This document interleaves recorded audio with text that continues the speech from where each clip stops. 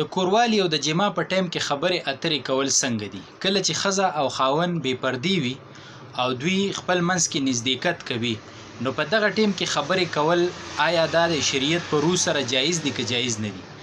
آیا صرف د ضرورت خبرې به کوي که نه دا ښځه او خاوند په دغه ټایم کې آیا د مینې د محبت خبرې چې د هغې سره د دوی مینه د دوی محبت هغه نورم سیوا کېږي، دا خبرې آیا دوی کولی شي که نشي کولی؟ یوه خبره. دویمه دا ده چې هغه کومه وظیفه ده چې ښځه او خاوند د نزدېکت نه وړاندې ووایي، نو دوی له چې الله کم اولاد ورکوي نو د شیطان اثر به پې باندې نه وي. دا اولاد به د شیطان د اثر نه محفوظ وي او اولاد به ښه وي، اولاد به درست وي، اولاد به دا به نیکان وي. شیطانی اثرات به په دې اولاد باندې نه چې کله نه کمې قطرې نه الله د اولاد د جوړولو الله اراده کړې ده، نو په دغه قطره کې به د شیطان اثر نه او دا اولاد به ښه وي. دا وظیفه به ذکر شي. دریمه به دا مسله ذکر شي چې هغه زنانه چې د هغې په ګېډه باندې اولاد دی، د هغې په بدن باندې اولاد دی، آیا د دې سره جما کول څنګه دي؟ بعضې کسان دي کې تپوس کوي چې دا ورځې رانږدې شي، ډېرې کمې ورځې پاتې شي ماشوم زیږېدلو ته، نو په دغه ټایم کې خاص کر د دې زنانه سره چې هغه بچیدانه کولاو شوي وي تقریبا، نو د دې سره جما کول او میلاوېدل کوروالی دا څنګه دی؟ دا درې مسلې به دې ننني کلیپ کې تاسو سره نشر شي. اوله مسله دا ده چې د جما په ټایم کې د کوروالي په ټایم کې د ښځې او د خاوند د میلاوېدو په ټایم کې خبرې کول څنګه دي؟ نو ګوره دا ځان سره یاد ساتئ چې د ضرورت خبرې بالکل په دغه ټایم کې جایز دي. کله چې ښځه او خاوند نزدېکت کوي او دوی بې ستره دي، نو د ضرورت خبرې کول خو بالکل جایز دي.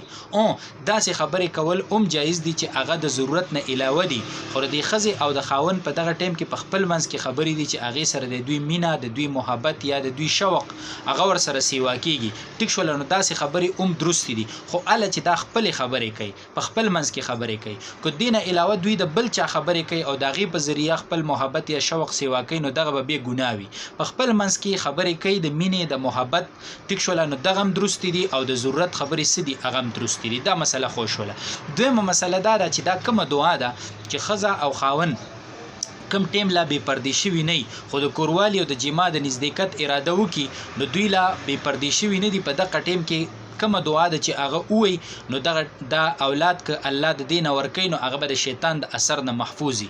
نو هغه دعا دا ده کومه چې په حدیثو کې ښایي، اللهم جنبنا الشیطان وجنب الشیطان ما رزقتنا. ای الله شیطان زمونږ نم جدا کا، موږ د دواړو نم شیطان جدا کا، چې زمونږ په دې عمل کې شیطان دخل اندازي ونه کړي. وجنب الشیطان ما رزقتنا، او ته چې کم اولاد موږ له راکې که نه، نو د هغه اولاد نم د شیطان اثر څه که لرې که او شیطان ترې نه جدا کا. نو دا چې کله ښځه او خاوند د نزدېکت اراده وکړي او بې پردې شوي نه وي، نو د هغې نه مخکې دا دعا ووایي. بهترینه دعا ده، د کمالاتو نه ډکه دعا ده، او هر انسان دی دا په اهتمام سره چې کم دی دا دې څه کوي؟ دا دې وایي.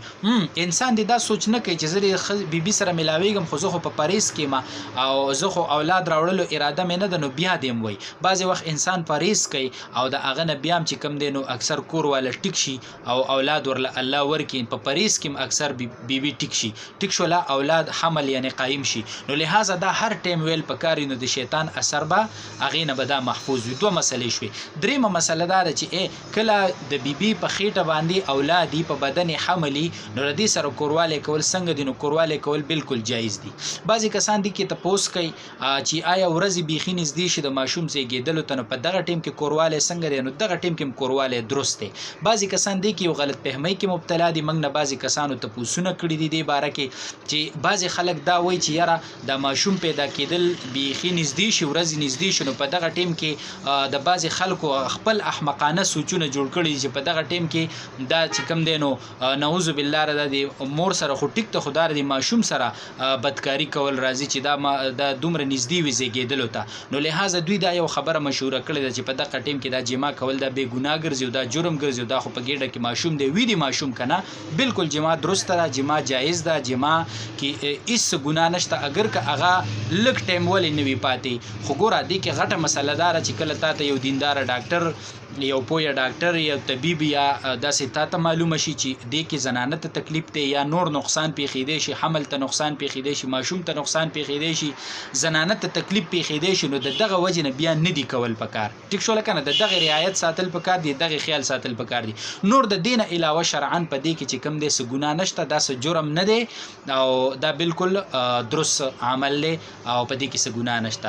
دا یو څو ضروري مسلې وې مال چې ملګرو سره شیر کو، تاسو هم د ملګرو سره شیر کوي چې چاته پته نه وي چې هغوی ته پته ولګي او په دې عمل وکړي، نو الله به موږ ته اجر راکړي. وصلی الله علی النبی الامین.